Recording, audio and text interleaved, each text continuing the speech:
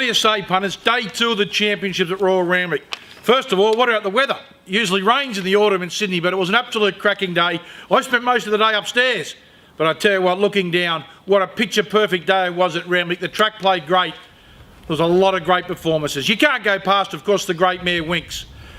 Credit to Chris Waller and his team and the owners for the way they've handled this mare. Hugh Bowman, great ride as well. Didn't panic, he almost took off. They went in front of him, he took hold.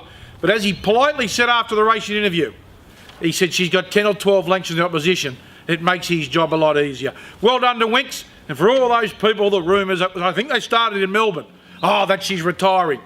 Chris Waller put those to bed last week. She'll be back in the spring. Will she get to the Cox Plate?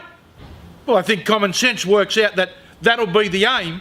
But as Chris Waller's always said, one race at a time. Well, 1400 first up, we'll go bang, bang. She won't race in the Everest. She would have loved to, but Chris Waller's got to be realistic. Although I reckon she could nearly do that. But we won't see her in the Everest, but we could see her on Everest Day. What about Who Shot the Barman? Tell you what, from a purist point of view, for a 9-year-old to do what he did, he almost up there alongside Winks. Well done to Blake, she had a great ride. It was a tough staying performance. Who Shot the Barman? Of course, who can forget last year, going round and around the track.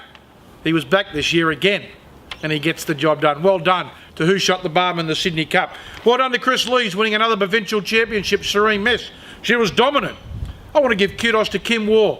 Her main aim on Saturday was with, her main person to go into the race, her number one target was with Manhattan Mist. Got cast in the box, wasn't there, but Newsfan, wow, didn't it go enormous? Newsfan might be there in 12 months' time. It was an outstanding performance to run second. Pure Elation, dominant 3-year-old filly. That turn of speed you only see from drop draw. And I love to hear the comments from Paul Snowden following the race, putting her in the top echelon the 3-year-old fillies have ever had. She was outstanding. Unforgotten, the filly in the Oaks. She was dominant. Who said she wouldn't run 2400? Certainly not me. She was outstanding. A great ride by Hugh Bowman. And I think this girl won't be a one-trick pony. Gus to win. He doesn't want another race since beating Winks. And she's retired. But this Unforgotten, I think she'll be a weight for H-Star. Really got a big opinion of her. High Am. Tell you what, how tough she won the Vinery, almost won the Oaks. Great to hear Mick Price say she's put up terrific and she'll go to Queensland for the Oaks. She'll be very hard to beat up in Queensland. Quillista. Am I going mad, or was Quillista on the precipice of being in the top echelon of sprinters in the country? I loved its win, 3 weeks ago now. Was it the birthday card, the last race, Tommy Berry? And then last Saturday, of course, in the Sapphire. She was absolutely awesome, Quillista. Brilliant speed. And then she's tough. She got away again the last 50 metres. She was outstanding. Kudos to Daniel Moore. Well done, Daniel. Buckets. Rode the last 4 winners at Caulfield on Saturday. Won't see many better performances than that.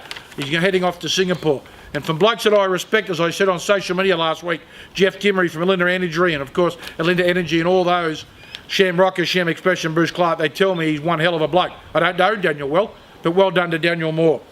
Last thing I wanted to talk about, the light rail in Sydney.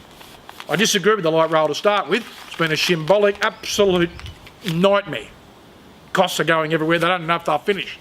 But for all those people that don't want to call the stop outside Randwick Racecourse, I'd just call it Racecourse, because that's what every person's going to catch it. And the greenies want to call it Centennial Park. Have you seen how big Centennial Park is? It goes all the way around the other side.